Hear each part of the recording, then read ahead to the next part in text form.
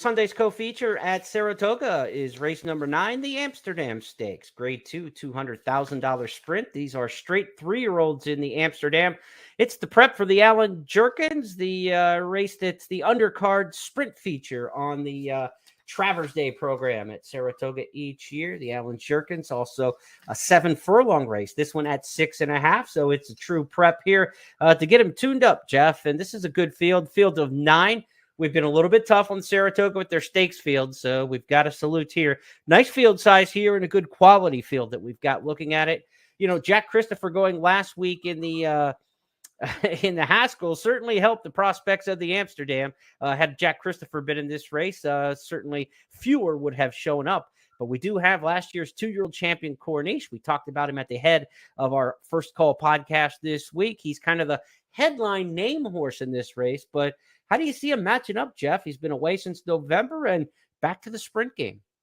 Well, the one good thing about Corniche is he's found a sprint that doesn't have a lot of speed in it. In fact, I don't know how he avoids not being on front. I mean, I can't. I mean, Pinehurst coming in from California, we know him. He's a decent sort of sprinter, but he's not that quick. I like him backing up. I think that's what he wants to do.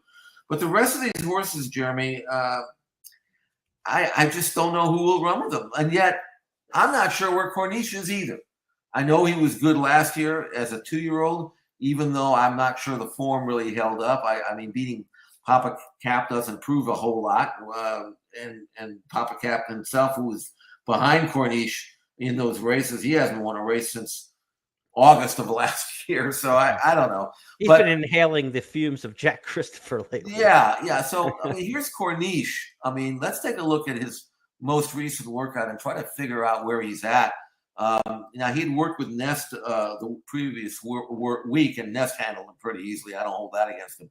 But here you have him on the outside, and that colt on the rail has got some speed. He's not a high-quality colt, but he can run a little bit. But I was kind of hoping to see Corniche kind of go by him, and Jeremy, he never does.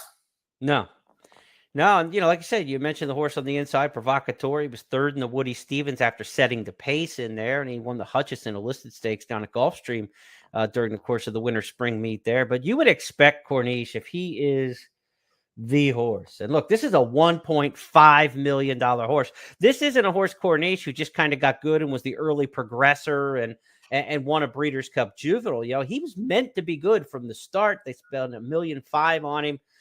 He ran the table in 3 starts last year, but that Breeders' Cup Juvenile has turned out to be bad juju. There has not been much come out of it to be successful as 3-year-olds. It's going to go down as one of the weaker editions of the Breeders' Cup Juvenile as far as the field goes, top to bottom in the history of that event. So Corniche has to prove himself all over again. And Jeff, forgive me if I think the Amsterdam feels a lot like the San Diego, a race we talked about early in our First Call podcast this week, because you've got the horse coming back from Dubai, Saudi, the double trip to the Middle East, like Country Grammar. That's Pinehurst in this spot. What is he going to do on the comeback? He's down on the fence. And then you got Corniche, who was like last year's news, but really hasn't done anything since.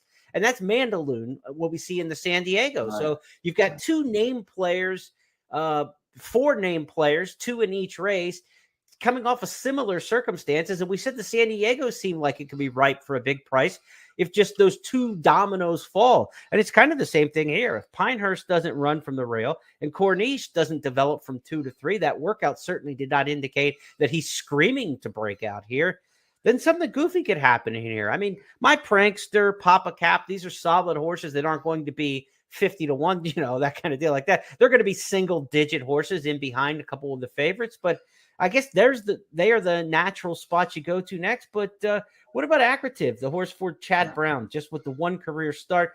Chad, with these practical jokes, he's had so much success with them. Typically at Belmont, the practical jokes have run so well. This one broke his maiden at Belmont in the debut, and now goes right to the stakes ranks. Pretty bold move by Chad.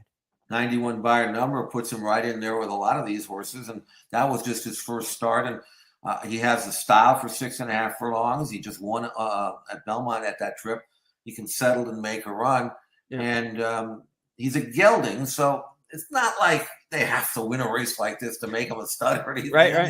I mean, usually with geldings, I always say with geldings, you have one goal as a trainer and an owner, and that is to keep him running until age 9. Because to keep him healthy, don't do too much too early. Keep him in the game.